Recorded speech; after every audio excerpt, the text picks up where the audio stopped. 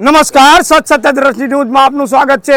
જેવી રીતે કે આઈપીએલની ટુર્નામેન્ટની શરૂઆત થઈ ગઈ છે, એ જ રીતે ગુજરાતની અંદર અમદાવાદની અંદર એક જીપીએલની એક શરૂઆત કરવામાં આવી છે, જે એસટી દ્વારા એક ટુર્નામેન્ટનું આયોજન કરવામાં આવ્યું છે। અહીંયા વાત કરીશું અહીંના આયોજકોને। कुमार नानजीभाई सोलंकी गाम बुवालडी नई दिशा अवेयरनेस फोरम द्वारा संचालित SC/ST business summit India team founder M president. કેટલા સમયથી ગુજરાતની અંદર આ પ્રકારનું એક આયોજન કરવામાં આવે છે?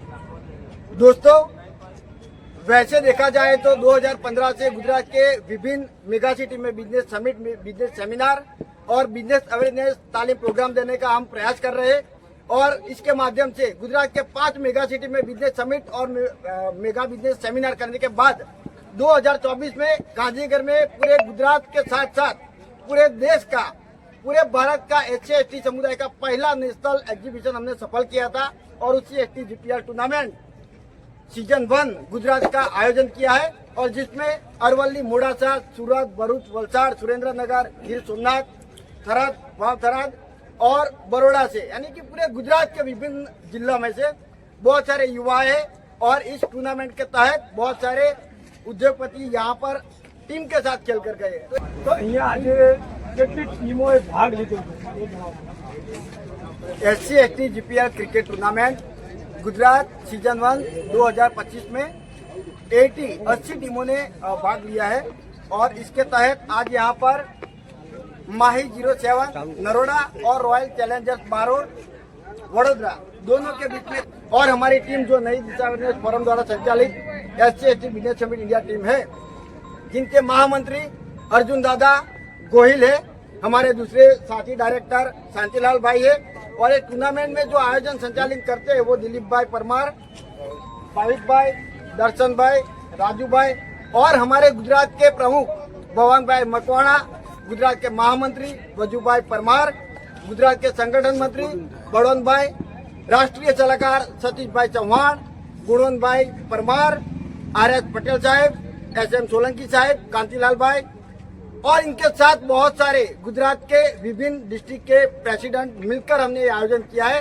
तो आइए इस वीडियो के माध्यम से गुजरात के सारे युवाओं को हम जोड़कर एक नया विचार दे और आने वाली पीढ़ी को आर्थिक सद्धरता प्रदान करे और यही डॉक्टर बाबा साहब आम्बेडकर अधूरा स्वप्न हम इस टूर्नामेंट के माध्यम से पूरा करें और समाज को आर्थिक सद्धर बनाए। Thank you. दोनों के SC/ST टूर्नामेंट GPL सीजन 1 જે આપણે બાફરોલમાં યોજાઈ છે, અલગ અલગ જિલ્લા વાઇઝ છોકરાઓ આવ્યા છે અને એસી ટીમ બહુ મોટી વાત કહેવાય અને આ એક પ્રોત્સાહન છે દરેક SC/ST છોકરાઓ માટે। હું તો એક જ વસ્તુ કહેવા માંગીશ કે વ્યસન મુક્તિ હશે તમારામાં તો તમે બધે લડી શકશો અને બીજું છે એજ્યુકેશન। એટલે એ થોડું આપણે પછાત છીએ, જે ફેક્ટ પણ છે। તો એક સરસ આયોજન છે આ યુવાઓને ભેગા કરવાનું, જેથી કરીને એ આગળ જઈને કંઈક નવું બિઝનેસમાં આ દેખો જેવી કે નવી દિશા અવેરનેસ ફોરમ દ્વારા સંચાલિત જે એક પ્લેટફોર્મ પણ આપે છે। તો બહુ સરસ આયોજન છે અહીંયા ગાડી। મારું નામ ધર્મેશ બારોટ છે, હું વડોદરાથી આવું છું। નઈ દિશા ફોરમ દ્વારા ને SC/ST સમિટ દ્વારા જે ટુર્નામેન્ટનું આયોજન કરવામાં આવ્યું છે, આથી વડોદરાના અલગ અલગ શહેરના લોકો એકબીજાને ઓળખી શકે ને એકબીજાને આગળ કોઈ પણ રીતે રોજગાર કે ધંધામાં એકબીજાને ઉપયોગી થઈ શકે એના માટે આ કરવું હતું। તો એના માટે જે પણ આયોજકો છે એ લોકોને હું અભિનંદન પાઠવું છું।